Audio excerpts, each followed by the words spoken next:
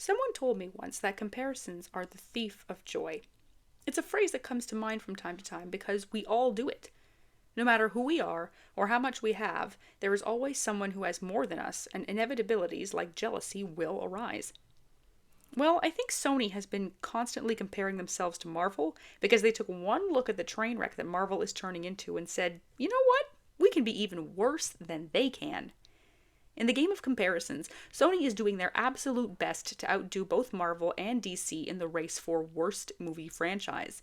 Whereas DC never really got off the ground, and Marvel had a fantastic 10-year run before they decided to charge headfirst off a cliff, Sony's journey has been a bit strange.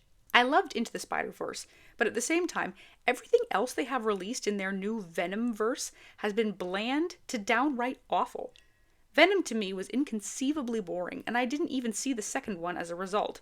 Don't even talk to me about Morbius, and it seems as if Sony is reaching into their collection of stories from the world of Spider-Man and pulling out anything and everything that they can think of in order to craft some sort of world in order to get a piece of the franchise pie that every movie company these days is trying to start. Enter Madame Web. I have so many thoughts on this film, but the primary one is a strange sense of serendipity. I said in one of my earlier videos about the trailer for this movie that I might as well be clairvoyant because I knew beyond a shadow of a doubt that this film was going to be god-awful. And it was. I was right. However, I don't think I expected it to be bad in the way that it was. This movie was like watching an 18-car pileup in slow motion. There's something oddly hypnotizing about watching the crash, and you feel bad, but you can't look away because it's holding your focus so intensely. And in this case, the 18-car pileup was primarily the writing of this film. When it comes to the writing of anything, I pay very close attention. Maybe it's the editor in me, maybe it's simply my love of good stories. Whatever the case may be, I find it next to impossible to turn my brain off and not analyze dialogue. In this case, however, there was nothing to analyze, because all I could do was laugh. The dialogue in Madame Web was some of the worst that I have ever heard. The Marvels may have been unbelievably awful in nearly every single way, but the writing in Madame Web sounded like something out of a Wattpad fanfiction. I know that can be something of an insult to fanfiction writers, but the dialogue was every cliche of a fanfiction writer that you can possibly think of. I am going to blame the dialogue fully for the fact that everyone suddenly turned into a community theater actress because, my word, that was just as painful too. Other than Dakota Johnson, I had never heard of any other actress or actor before this movie, and looking back now, it was for good reason. Dakota Johnson starts the story being an awkward, uncomfortable woman who doesn't really have any friends, is reckless on her paramedic job, and generally gives off this sad, lonely girl vibe that the writers clearly want to offset by the end of the movie, with giving her 3 teenage girls to look after.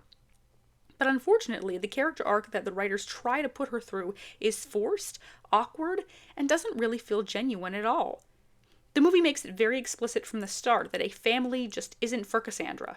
She doesn't want anything to do with kids or a life of domesticity, and all of a sudden gets shackled with 3 teenagers. The process she goes through from being single loner who only looks out for herself to being some sort of mentor figure for Julia, Maddie, and Anya is incredibly unconvincing. I will again blame the writing for this because the writers clearly had no idea what they were doing. Add to that what I think is perhaps the worst villain I have ever seen in a movie, or pretty much ever, and I have seen a lot of villains in the last few years. I don't know who this guy is, and I really don't care.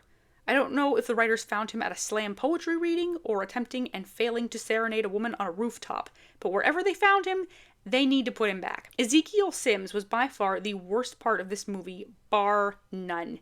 He was awkward and wooden, delusional and one-dimensional. His motivations didn't make any sense, and he was painfully unthreatening. He starts the story by wanting to claim the spider that Cassie's mother is hunting because somehow it might lift him out of poverty, I'm guessing. Of course, the weird spider people claim he has stolen something that belongs to them and place a curse on him in the form of the 3 girls who will eventually get powers and cause his death. Desperate to prevent that from happening, he spends all of his time hunting down technology that is way more advanced than 2003 had and looking for the 3 girls so he can kill them before they come into their powers and do the same thing to him. Nothing about this guy was memorable or menacing. He spoke with the same expressions and tone of voice from the beginning of the movie until the very end, and the result was a terrible actor saying subpar dialogue to other actors and actresses speaking with subpar dialogue. In the meantime, Cassie spends half of her time trying to corral these girls and keep them safe from Sims, while also trying to understand why she can suddenly see the future and figure out what her mother knew before she died in that Peruvian rainforest. It sounds like it should be exciting, but instead, we are treated to a Dakota Johnson who says lines like she's bored out of her mind and can't wait to leave the set. Being in this movie honestly looked like it was a chore for her, and after watching it, I can certainly understand why. She was boring and uninteresting with pretty much everything happening around her. I honestly believe that the writers have no idea what the term transition means because the moments between scenes were painful, awkward, and utterly obtuse. For example, when this weird hipster dude shows up in the rainforest and tells Cassie to follow him so he can tell her about her mother and her powers, she doesn't ask who he is, or where he came from, or how he knew her mother.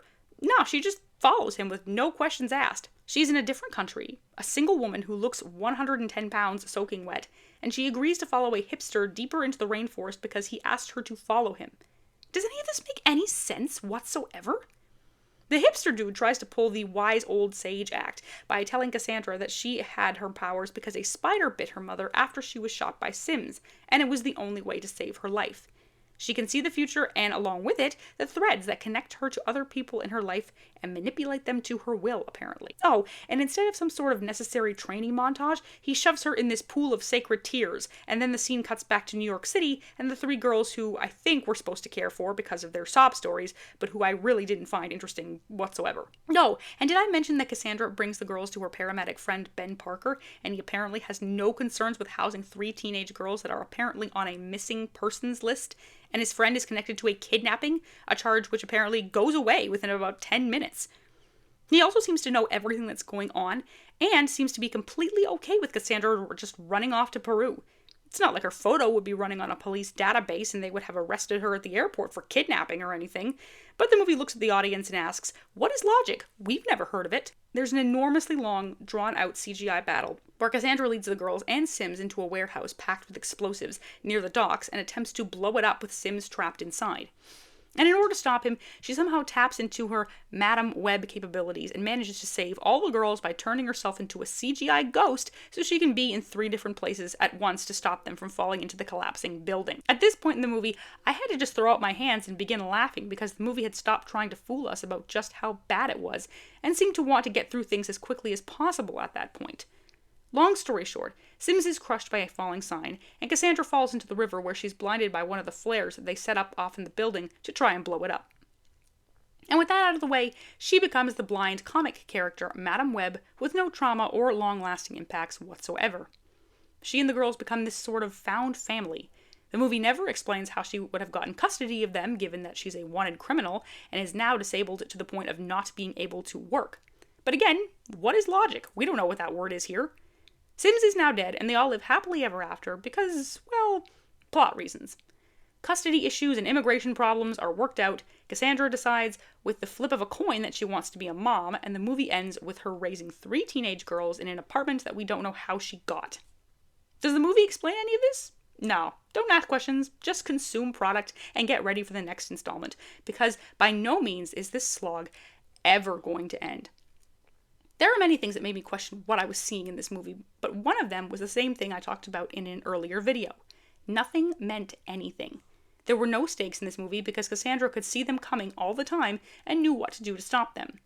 Answers were just given and explained without any sort of meaningful personal journey or logical character arc. Cassandra knows what to do with her powers right away and how to use them in order to rescue her charges with no training or instruction whatsoever. None of the characters were worth caring about at all, and most of the time were either pathetically bland or hopelessly obnoxious. However, maybe the most annoying thing about this film is that it tries so hard to be a sci-fi thriller superhero movie, and it's just not. I don't know what else you can call it. A failed writing experiment, maybe, but it certainly wasn't that. The only time we see anyone in a costume was for about 3 seconds at the very end of the film, and in a strange, grainy flashback scenes that looked like they were filmed with a potato rather than a camera. All I can say at this point is that I wasn't the only one that was clairvoyant, because everyone else seemed to know that this movie would be complete and utter trash as well. But will Sony call it quits? Certainly not. I can see into the future, apparently, and I am certain that there will be plenty more scores like this waiting for them there. Thanks so much for watching this video, guys. What did you think of Madam Web? Be sure to leave me your thoughts down in the comments section, and let the conversations begin. Until next time, everyone.